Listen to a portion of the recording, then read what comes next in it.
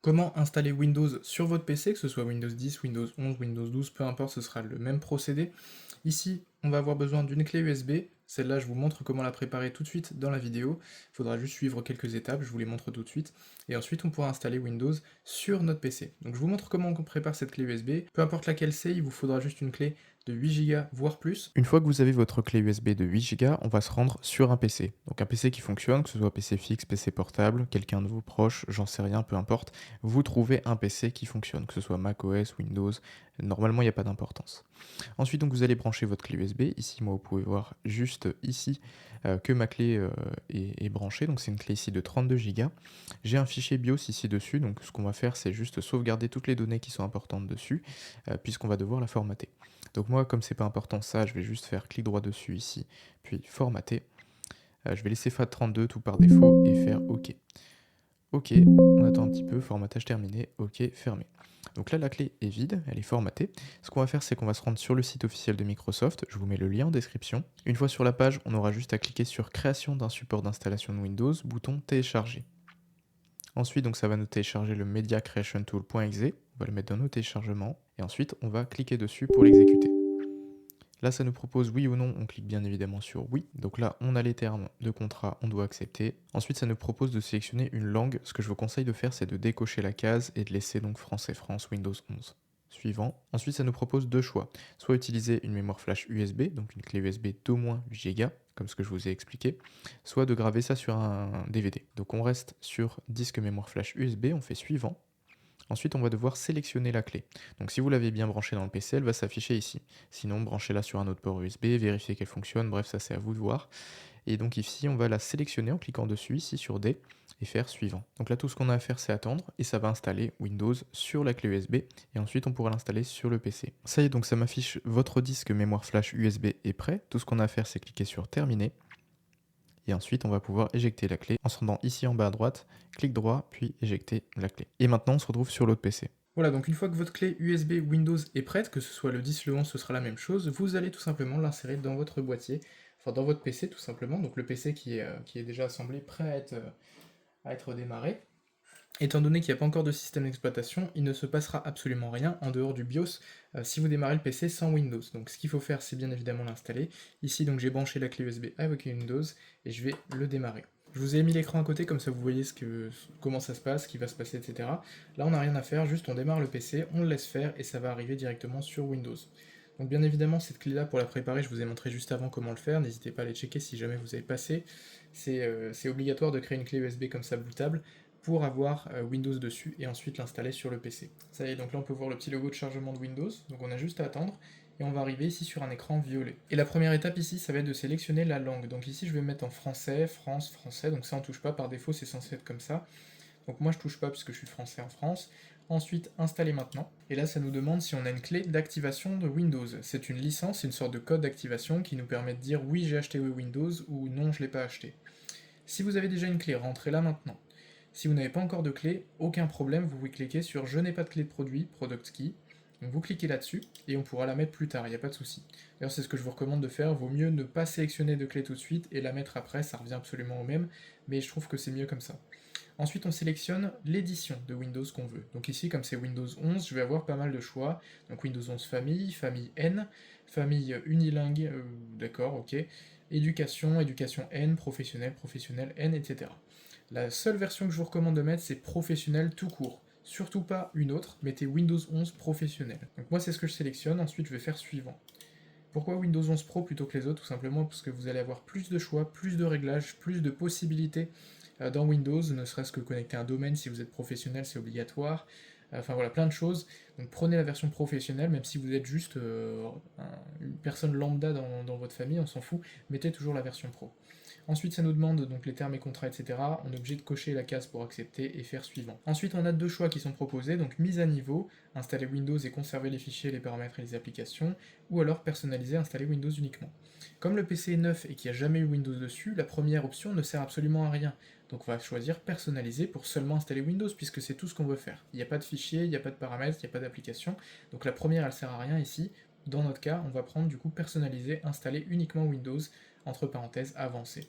Donc on clique là-dessus, Ensuite, ça nous propose les différentes partitions. Il peut y avoir des soucis ici, il peut y avoir plusieurs disques, il peut y en avoir qu'un seul, il peut ne pas y en avoir du tout. À ce moment-là, je vous laisse vraiment regarder sur internet parce que ça peut être très différent selon chaque personne. Mais en général, si vous avez par exemple un seul disque, ici moi j'ai un SSD de 1 Tera, il s'affiche directement. Vous pouvez le sélectionner en cliquant dessus et ensuite faisant suivant. Là ensuite donc le disque est bien sélectionné, c'est en train de copier tous les fichiers de Windows de la clé USB au SSD du PC, donc ça va au final installer Windows sur le PC. Donc là voilà, on le laisse faire, ça peut prendre plus ou moins de temps selon la vitesse de votre disque. En général, on va être sur du 5-10 minutes. Ça y est, donc comme vous pouvez voir, les étapes sont terminées. Là, ça nous propose de redémarrer Windows, donc c'est soit automatique, soit vous cliquez sur le bouton. Donc on va le faire. Ça y est, donc la dernière étape de l'installation de Windows a commencé. Donc ici, il va nous demander où se trouve le pays ou la région dans lequel on se trouve.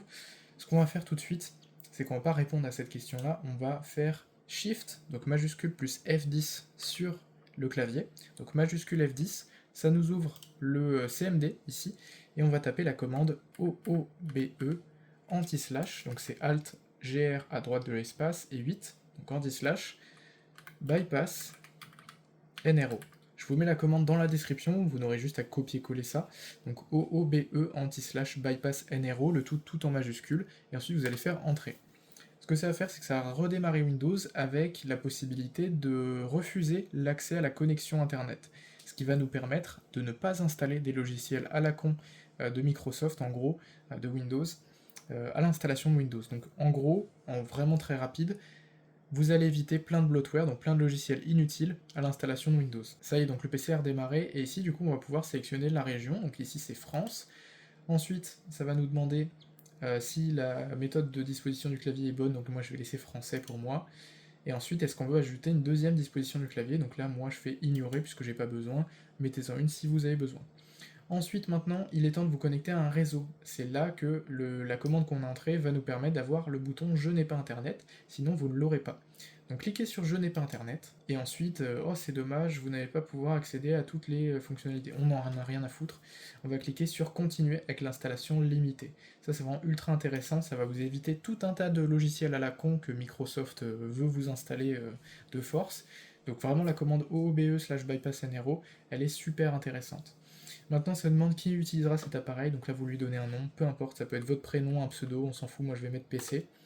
Ensuite, si vous voulez mettre un mot de passe, vous le mettez, sinon vous faites juste Entrée ou Suivant, et ça va ne pas en mettre. Autoriser à Microsoft et les applications à utiliser votre emplacement, en fait là c'est super simple, vous allez avoir à chaque fois une suite de 2 choix. Prenez toujours le choix du bas, où c'est marqué non, refusé, désactivé, etc. Donc toujours le choix du bas, accepter. Choix du bas, accepter. Choix du bas, donc là uniquement obligatoire et pas le facultatif, on s'en fout d'avoir des trucs en plus, c'est vraiment des conneries, donc mettez obligatoire uniquement, accepter. Donc choix du bas, pareil, ici non, accepter, non, accepter, non, accepter.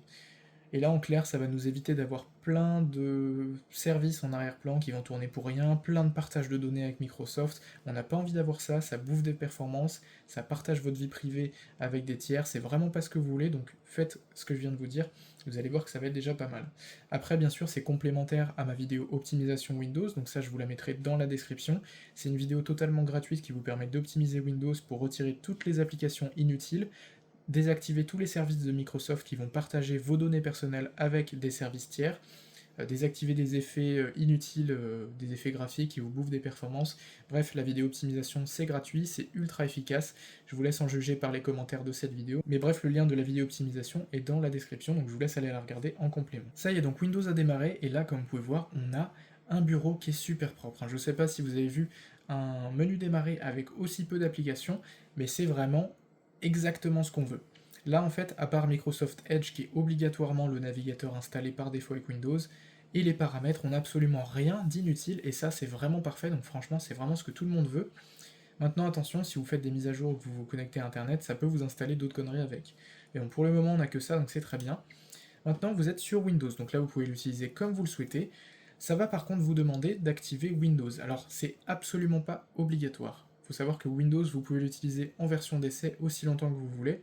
Simplement, ça peut vous mettre ici dans le coin en bas à droite un petit message, veuillez activer Windows pour débloquer le plein potentiel en gros du logiciel. Ce que ça va vous bloquer si vous n'avez pas la clé d'activation, c'est par exemple les paramètres d'affichage ou de personnalisation plutôt. Donc ici, admettons que je vais changer l'arrière-plan. Là, donc je peux essayer pendant 30 jours, et après ça va me dire non, vous ne pouvez plus accéder à ça, faut payer Windows en gros. Donc c'est absolument pas obligatoire de payer la licence pour utiliser Windows, vous pouvez l'utiliser comme vous voulez, simplement certains réglages seront bloqués, mais c'est plus des trucs de personnalisation qu'autre chose. Dans tous les cas, si vous souhaitez acheter une licence, je vous mets un lien en description, le site c'est pixelcodes.com, j'achète plein de licences là-bas, ça coûte genre 2€ la clé d'activation. Vous payez sur le site, une fois que vous avez payé du coup et que votre commande est validée, elle s'affichera instantanément dans votre compte sur le site. Donc vous allez dans mes commandes sur le site Pixel Codes, et ensuite vous aurez le code à rentrer. Pour le rentrer, c'est très simple, vous allez dans Windows, donc bouton démarrer, paramètres, ou en faisant Windows plus I sur le clavier. Ensuite vous rendre dans Système, puis descendre un petit peu jusqu'à trouver Activation, juste là. Ensuite, on va, donc là ça met connexion possible, on s'en fout, on va dérouler ça, et ensuite modifier la clé de produit, Product Key, on va cliquer sur Modifier, et là vous n'aurez plus qu'à rentrer votre clé de produit que vous aurez acheté sur Pixel Codes ou ailleurs, peu importe, mais je vous recommande Pixel Codes parce que c'est fiable, c'est vraiment pas cher, c'est rapide, c'est vraiment bien, j'ai pas eu de soucis avec, donc voilà. Je vous mets le lien du coup de Pixel Codes dans la description, je vous recommande de prendre la version du coup Windows 11 professionnel, puisque c'est ce qu'on a installé ici. Si c'est Windows 12, je sais pas quand vous regarderez cette vidéo, ce sera le 12 Pro ou le 10 Pro, peu importe. Je vous recommande vraiment la version Pro, en tout cas prenez la même version que ce que vous avez installé sur le PC. Donc ce que je vous ai recommandé tout à l'heure, c'était de mettre la version professionnelle. Donc vous rentrez votre clé, suivant, activé, et ce sera activé.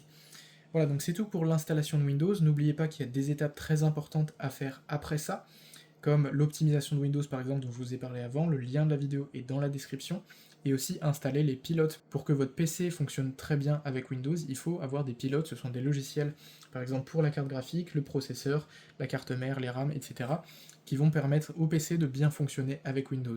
Donc ça c'est pareil, j'ai des vidéos dédiées. Pour les cartes graphiques Nvidia, j'ai une vidéo dédiée sur Nvidia App, l'application Nvidia, la nouvelle version de GeForce Experience au final. J'ai une vidéo dédiée du coup pour ça, le lien sera dans la description.